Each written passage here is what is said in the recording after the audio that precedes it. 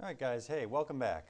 What I wanted to show you real quick today, just a short review on the plate boundaries. This stuff's really important to know, so let's hit this again.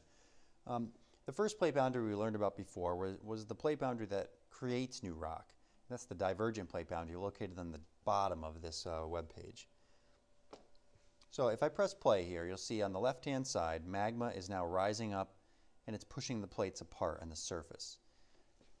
You keep playing this over and over again. On the right-hand side, you'll see how the magma comes up and it cools off. It kind of wedges the rock apart.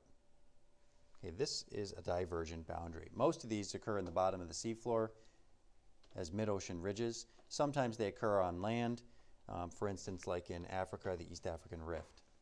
It splits the land apart, creates new oceans. So the main things you have to know about divergent boundaries: if they occur underwater, like mid-ocean ridges, these create rift valleys with brand new rock. The rock is older as you move away from the center.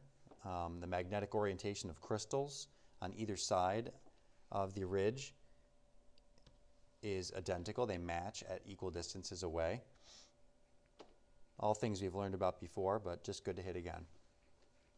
All right, so the next plate boundary. This is, if the first one was the creator of new rock, the second one, convergent plate boundary, destroys it. So if I hit play here, this is one type of convergent plate boundary where an ocean plate is colliding with a continental plate. And if you recall, the oceanic plate is more dense than the continental plate, and so it subducts underneath. It has nowhere else to go. And in this video clip, or this applet, you'll see some of this leading edge of the rock is melting, and then it's rising up to form volcanic mountains. All right, the third type of plate boundary here that we learned about were the transform plate boundaries, like the San Andreas Fault in California. And here you'll just see the land is sliding past each other. So really not much in the way of volcanism, but probably plenty of earthquakes as these two pieces of crust actually grind against each other.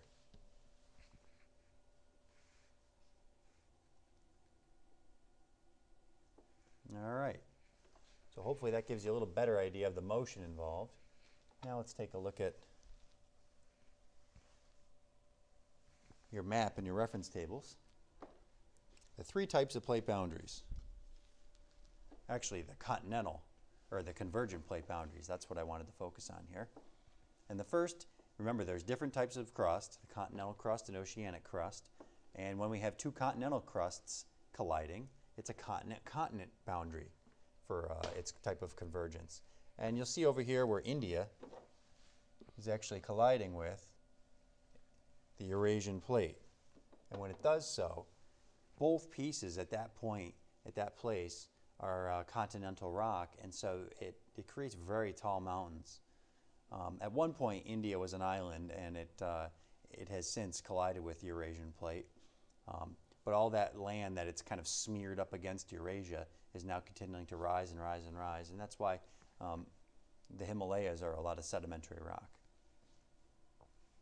Okay, the next scenario, the ocean-ocean boundary. This is two oceanic plates colliding. A good example is out in the middle of the Pacific, the Fiji plate colliding with the Pacific plate.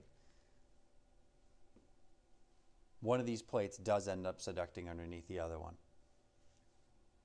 And we learned before that creates these volcanic island arcs, like Fiji, for instance, or a lot of the islands out there. The Marianas Islands, the Philippines, Japan, they're all volcanic island arcs. In the third scenario, we got the ocean plate hitting the continental plate. And when this happens, a great example is South America. The west coast of South America and the Nazca plate are in collision with each other, and you'll see the Peru-Chile Trench is created there because of that. But also remember, the Nazca plate's an ocean plate, so it's subducting underneath South America, creating the Andes Mountains, which are volcanic. So how can you tell which plate's subducting underneath each other? Well, if you look in the bottom of the page here, it's kind of hard to see. It's small. The subducting plate and the overriding plate are indicated at convergent plate boundaries. Let's take a look at a larger view of this, though. So these blocks are located on the side not subducting. And if we put the arrows in motion, we can see the two plates are hitting, and the subducting plate is the one that does not have the blocks. The overriding plate, which is not sinking, has the blocks on that side. Okay, this picture shows a lot. Let's just talk about a few of the numbers though. If you look on the lower left, you'll see number 3, 4, and 5.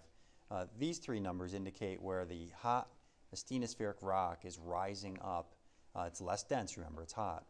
And it's filling in the gaps in this mid-ocean ridge where number 6 is located. Now this pressure where it pushes apart we call ridge push. That's important for later. Okay, at 7 and 8, position 7 and 8, the rock there is getting colder and older, and it's getting more dense because of that. And when it collides with the continent, it will now subduct. So at position 9, 12, and 10, you can see the subducting plate. Now, specifically at position 12, you'll see at that point this kind of like watery rock mixture, because it's at the right temperature inside the Earth, it starts to melt or remelt, and it rises up underneath the continent this time. Instead of over on the left-hand side, it's under the continent now. It's been transported. And it comes up as volcanic eruptions, where positions 11 and 14 are located.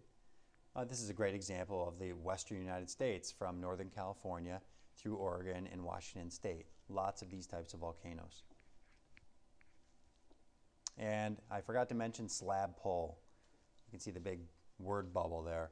Slab pull is just another type of force we think occurs to help this whole movement of lithospheric plates around. The weight of the subducting plate is pulling on the other side of the plate and dragging it downwards. So between ridge push and slab pull, got a lot of motion going on here. All right, that's it for today. Nice quick video. Let's stop and do a few review questions.